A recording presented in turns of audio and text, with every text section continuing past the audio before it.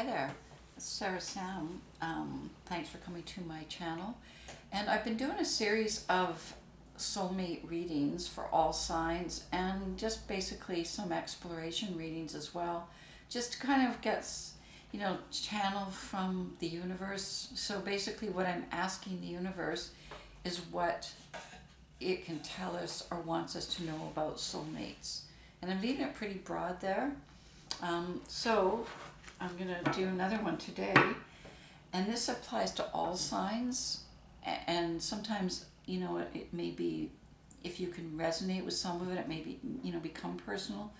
And other times it just may be looking at principles. I have no idea, to tell you the truth, what's going to come through, because I'm just kind of trusting the universe here. All right, so let's just see where it goes today.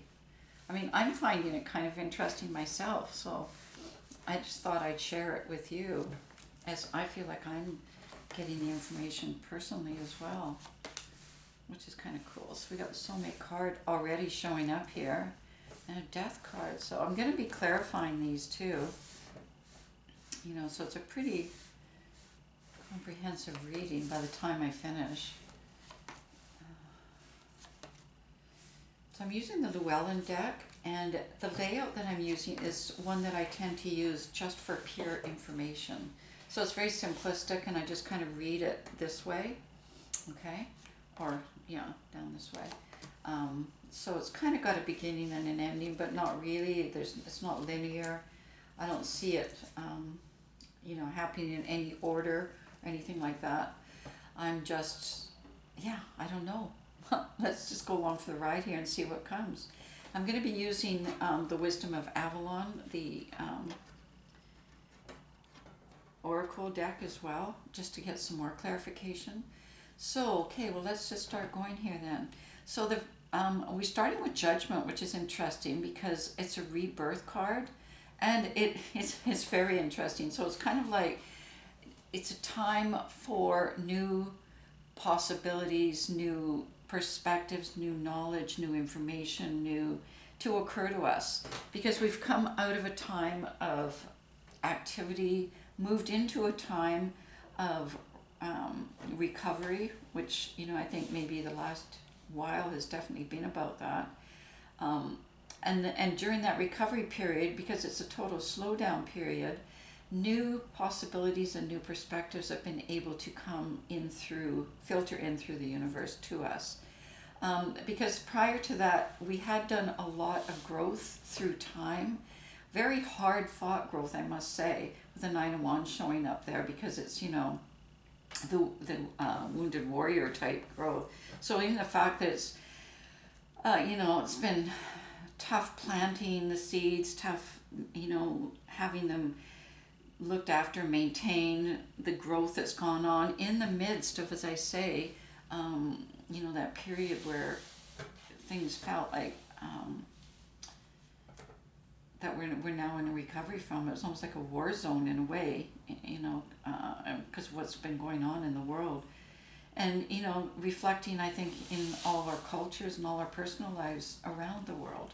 So anyway, so what I see here is a culmination of growth now that's come out of this, and is bringing in a new awareness and a new perspective that's kind of taken us back to ideals, spirituality, our kind of, more innocence, more of our connection with the universe, more based on trust and intuition, and less based on ego, okay?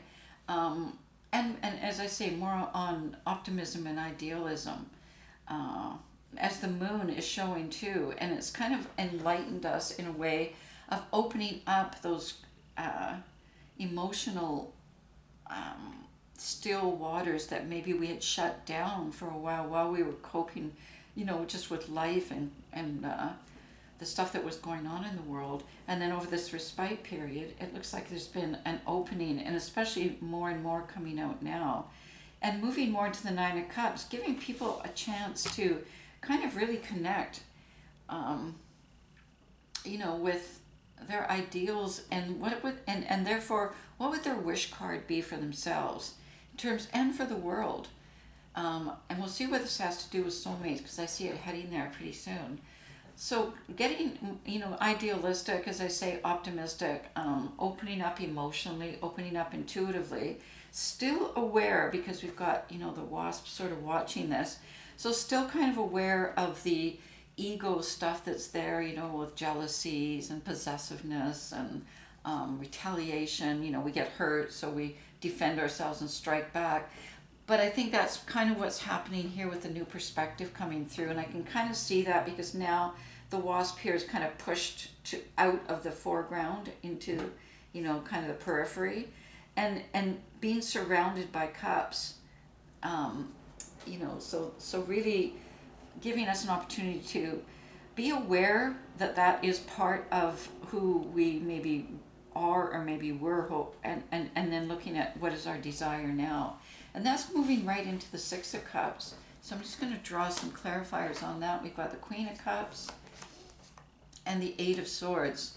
So this feels like readiment for the Queen of Cups, and that may be the new perspective that's coming through, because remember, the kings and queens are not gender-based, they're the divine energies based, the divine masculine and feminine, of which the combination of the two creates the yin-yang or the soulmate connection. So what I see here is with that, with the divine masculine energies having that shift in consciousness happening, coming through at the end of, exhausting the energies that were kind of ruling the world up until now.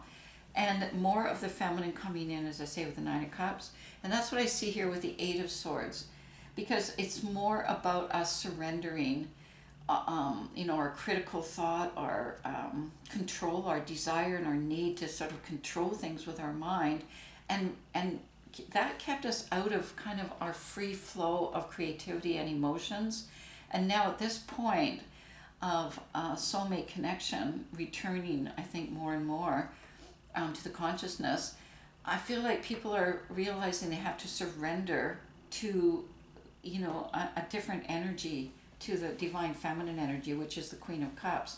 So the nurturing energy to enable people to trust the universe and trust their intuition, to be able to re-enter into, and as you can see with these cards, the water. It's not a still water place. I'll just show you this one. So passion is not still. Passion is can be very volatile, and it definitely has a lot of, and I don't mean volatility in an aggressive way. I mean volatile in a very passionate way, very exciting, very, alive, the vibrancy of life. And I think that's kind of what's returning to create this environment for soulmates to come back together. Because they may have been crushed in the past if they tried to kind of connect. And I know it happened definitely randomly, but as a whole on our planet, I kind of see where it was not the best environment that was being created at that point for that kind of pure soulmate energy to be able to survive. So maybe it came and connected with, the counterparts, but maybe it couldn't sustain it on a long period. And then we've got the Death card showing up here and the Tower. So I'm just going to draw. So the Death card leading to the Magician, which is transformation. And that's what I kind of see. I kind of see, like I said, transforming the energies to make it more conducive for that pure energy to be able to enter into, our realm. And people to be able to sustain it, because it is a higher vibrancy. And so, it's quite passionate.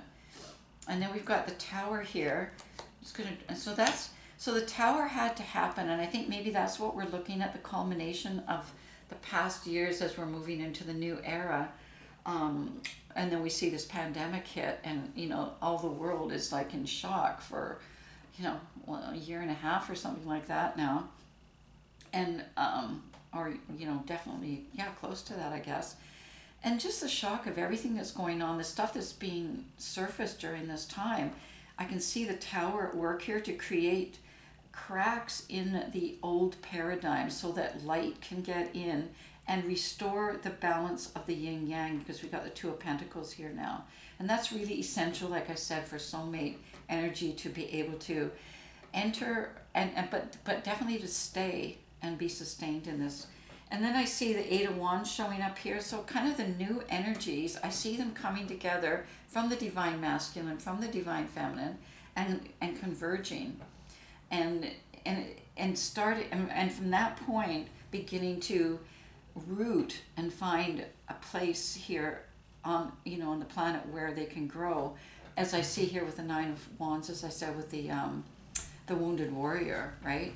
It's the same thing. This is the Eight of Wands. This is a Nine. So looking for a place where that can take root, and actually be stay and grow and develop on a massive scale. Then we're moving into the King of Pentacles. So this is male energy again. That doesn't mean it's a man, as I said. It could be male or female gender.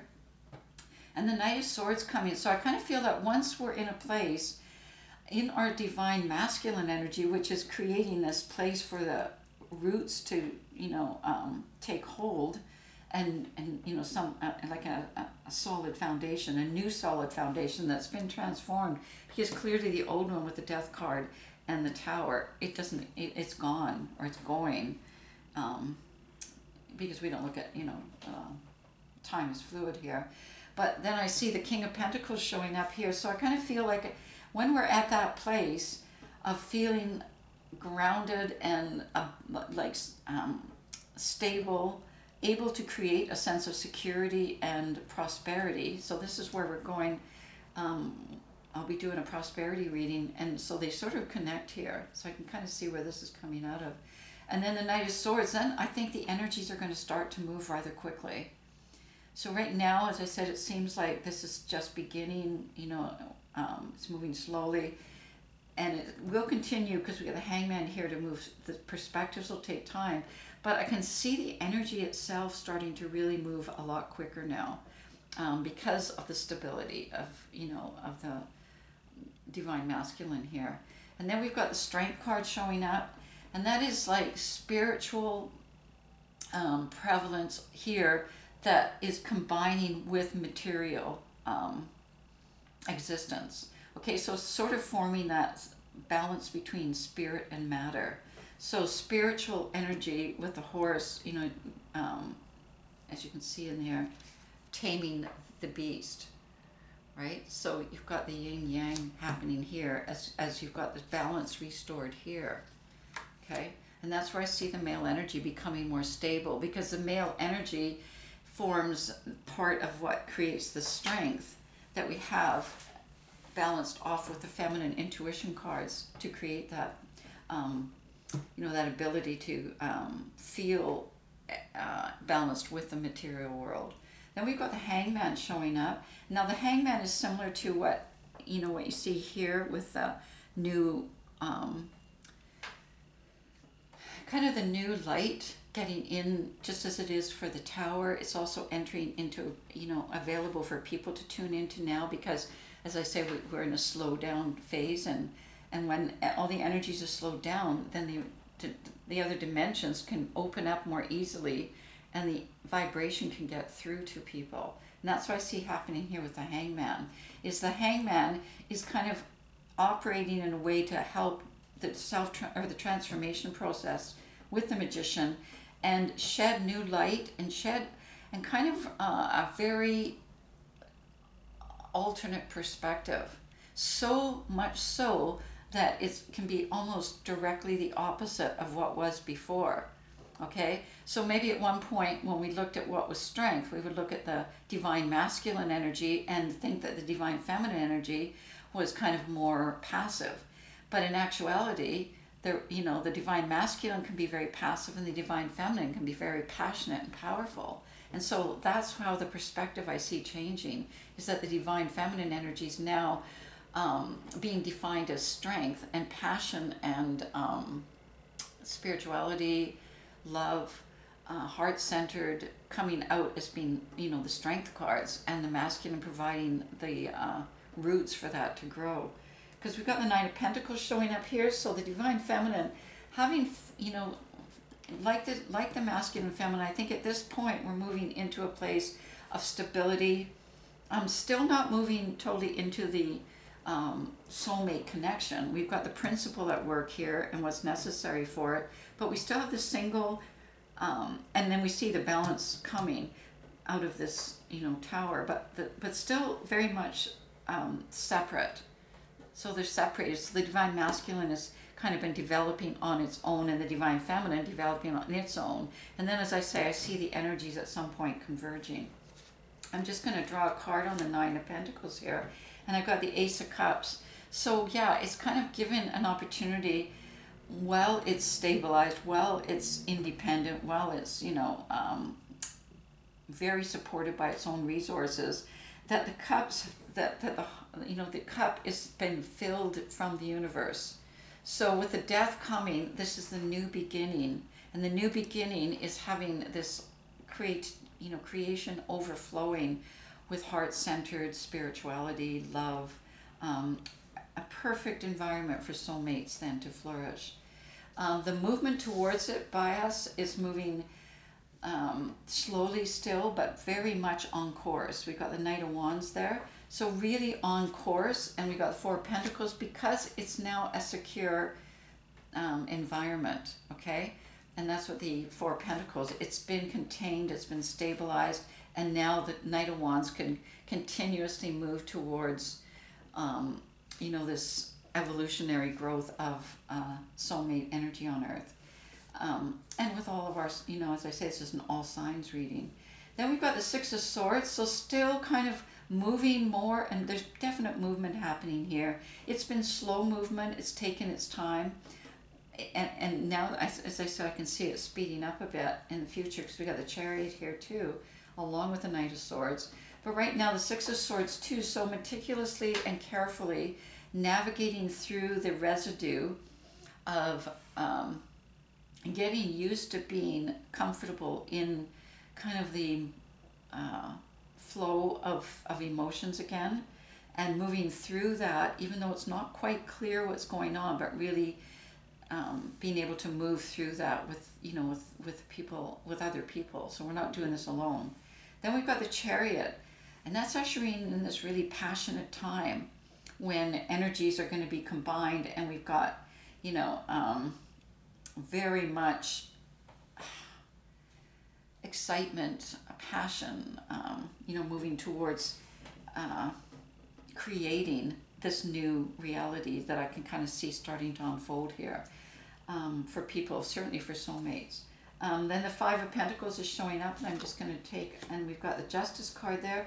So I think it's long, the timing is at a place where people know the difference now. They know what it feels like to be in the void where you're just kind of wandering aimlessly in the cold, with no kind of, intuitive or heart guidance or no connection with the universe and with the spiritual side and with love and stuff. So it's just kind of like, and the difference is knowing now that there's something very much, I'll show you this card. Okay, it's the Five of Pentacles. And you can see in the background all the pentacles. So now sensing this time when this is going to be abundant on earth. The pentacles, kind of the return of the feeling of prosperity and abundance and love and, stability. And we've got the Justice card showing up here already. So I think that's what people... what we, as all signs, or all of us, have been kind of wishing for and asking for, and certainly for the people that have been consciously asking for it.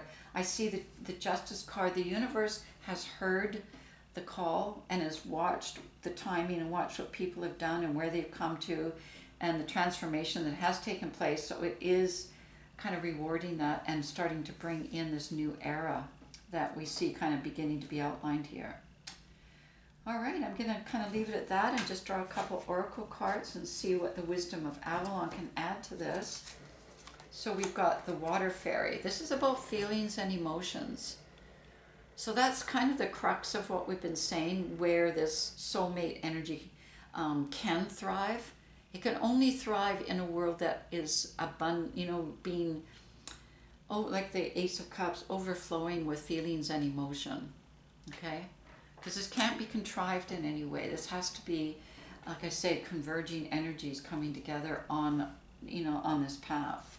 And then I've got the fire fairy. Oh, that's cool. We're getting the fairies. And this is creative action and optimism.